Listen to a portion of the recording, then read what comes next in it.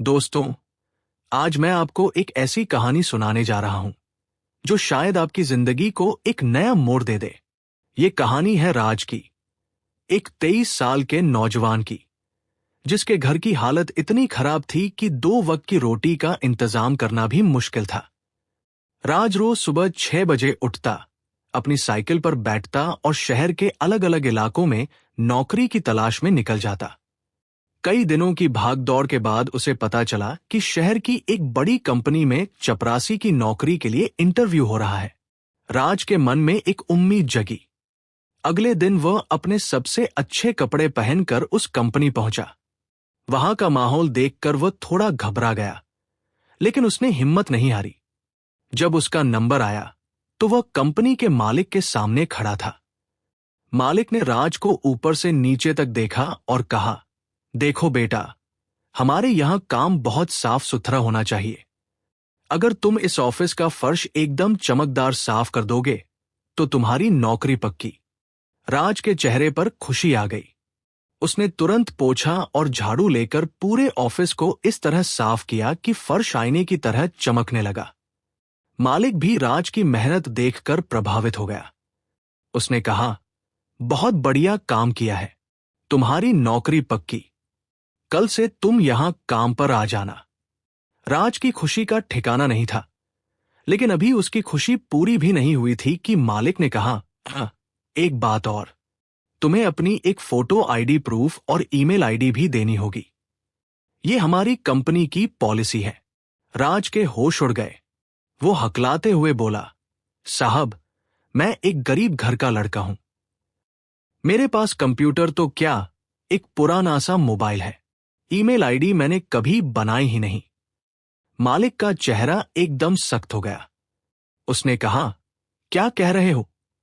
आज के जमाने में अगर तुम्हारी ईमेल आईडी नहीं है तो तुम्हारा कोई अस्तित्व ही नहीं।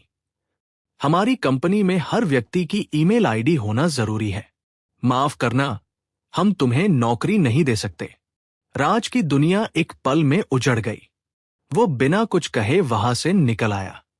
रास्ते में वह एक पार्क में बैठकर रोने लगा। उसकी जेब में सिर्फ 500 रुपए थे, जो उसने इंटरव्यू के लिए जमा किए थे।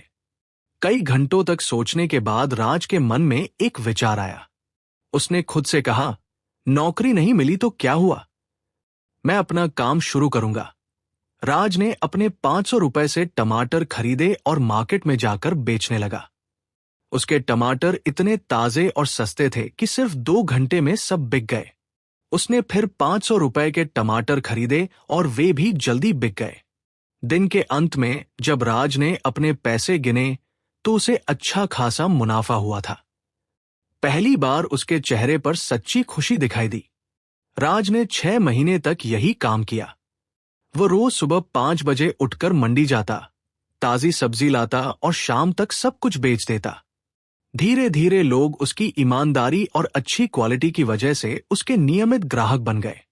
कुछ महीनों बाद राज के पास इतने पैसे हो गए कि उसने एक छोटी सी रेहड़ी खरीद ली। अब उसका काम और भी अच्छा चलने लगा। लोग उसकी दुकान पर आकर सब्जी खरीदने लगे। 1 साल बाद राज ने एक छोटा ट्रक खरीदा और होलसेल में सब्जी बेचना शुरू किया। उसकी मेहनत और ईमानदारी का नतीजा ये हुआ कि बड़े बड़े होटल और रेस्टोरेंट उससे सब्जी खरीदने लगे।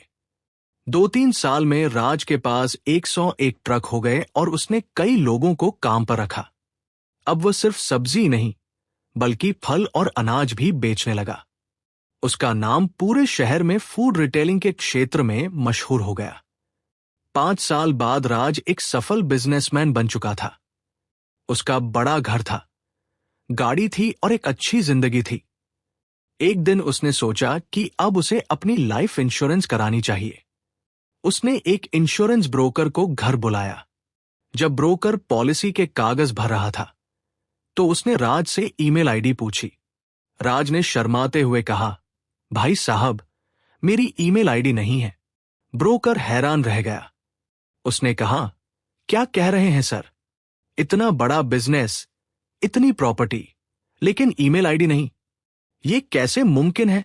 आपको पता है, अगर आपकी ईमेल आईडी होती तो आप आज कहां से कहां होते। राज चुप रहा। थोड़ी देर बाद मुस्कुराते हुए बोला, भाई, अगर मेरी ईमेल आईडी होती तो आज मैं सिर्फ एक चपरासी होता। दोस्तों, ये कहानी हमें सिखाती है कि जिंदगी में जो चीजें हमें बुरी लगती हैं, कभी कभी वही हमारे लिए सबसे अच्छी साबित होती है। राज के लिए ईमेल आईडी न होना एक परेशानी लगी थी, लेकिन वही उसकी सफलता की वजह बन गई। अगर आज आपके साथ कुछ अच्छा नहीं हो रहा, कहीं से रिजेक्शन मिल रहा है या कोई दरवाजा बंद हो रहा है, तो परेशान मत होइए।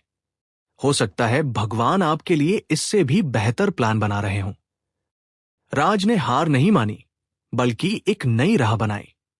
आप भी अपने अंदर के राज को जगाइए और याद रखिए, हर मुश्किल के बाद आसानी होती है, हर रात के बाद सुबह होती है।